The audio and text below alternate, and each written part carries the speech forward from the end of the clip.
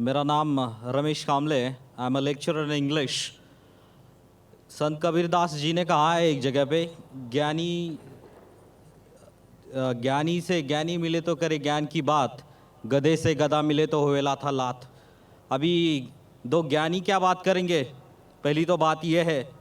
लेकिन मेरे जैसा अज्ञानी थोड़ा सा आपसे कुछ जानना चाहता है। पहली बात तो ये है, मैं पहले कुछ 4-6 महीने पहले एक पुस्तक पढ़ी है जिसका टाइटल है मराठी में, जिसको मैं हिंदी में ट्रांसलेट करके बताता हूँ, सूफीवाद का अंतरंग, जिसके लेखक है डॉक्टर अलीम वकील, जो कि कुछ लेक्चरर हैं इन पॉलिटिकल साइंस संगमनेर कॉलेज। और उन्होंने उस बुक में क्लियरली ये माना है कि सूफीवाद और मुस्लिम, इस पर बुद्ध धर्म का बहुत प्रभाव है, बुद्ध के विचारों का बहुत प्रभाव है। So I just want to know and your argument in that favour. So is it true और फॉल्स? भाई साहब ने पूछा है कि एक शख्स ने किताब लिखी है और कहा है कि सूफी धर्म, इस्लाम धर्म, बुद्ध धर्म का बहुत प्रभाव है। Is it right? ये सही है क्या? पहला चीज़, इस्लाम को जानने के लिए आपको तहकीक करना चाहिए इस्लाम की किताब के बारे में। सबसे अव्वल किताब है कुरान। जो मैं कहता हूँ इस्लाम में, वो कोई मानी रखता ही नहीं। Doctor Zakir Naik is zero in इस्लाम।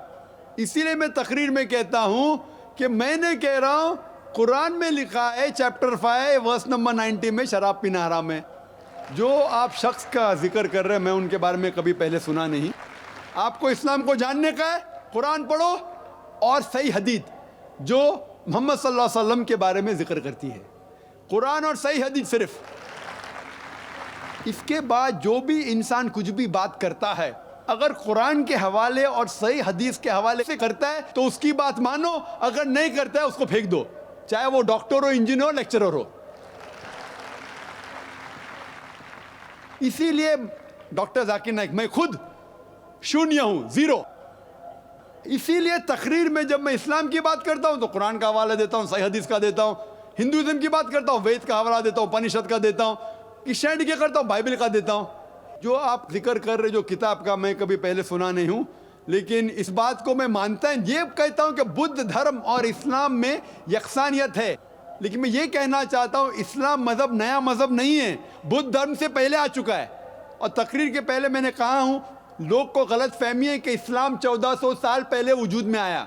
नहीं, वो बहुत पहले से, इंसान ज़मीन पे कदम रखने से पहले आदम अलैहिस्सलाम ने पैगाम दिया इस्लाम का, नूह अलैहिस्सलाम ने दिया इस्लाम का, मूसा अलैहिस्सलाम ने दिया इस्लाम का, ईसा अलैहिस्सलाम ने इस्लाम का, मोहम्मद सल्लल्लाहु अलैहि वसल्लम इस्लाम का। तो लोग को गलत फहमी है कि इस्लाम 1400 साल पहले आए।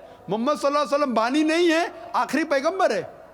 तो इस्लाम बहुत पहले से है, बुद्ध धर्म से पहले। कुछ लोग कहते हैं कि क्या बुद्धा अल्लाह के पैगंबर है, उनका नाम से जिक्र कुरान में नहीं है। तो मैं नहीं कह सकता हूँ है क्या, नहीं हो भी सकते, नहीं भी हो सकते, मैं नहीं जानता हूँ। लेकिन अगर है भी तो उस वक्त के लिए थे, उन लोगों के लिए। कुछ बातें यकसा होंगी, कुछ बातें, और मैंने उसके पर तकरीर की है। उसका मतलब ये नहीं कि इस्लाम उससे प्रभावित है। तो मैं ये कहता हूं कि अगर मानवी लोग के गौतम बुद्ध खुदा के पैगंबर थे, वो उस वक्त के लिए थे, उन लोगों के लिए थे, आज के लिए नहीं। आज हमें मानना चाहिए आखिरी कलाम कुरान और आखिरी पैगंबर मोहम्मद सल्लल्लाहु अलैहि वसल्लम, वो सारे इंसानियत के लिए, चाहे आप हिंदुस्तान में रह रहे, अमेरिका में या इंग्लैंड में।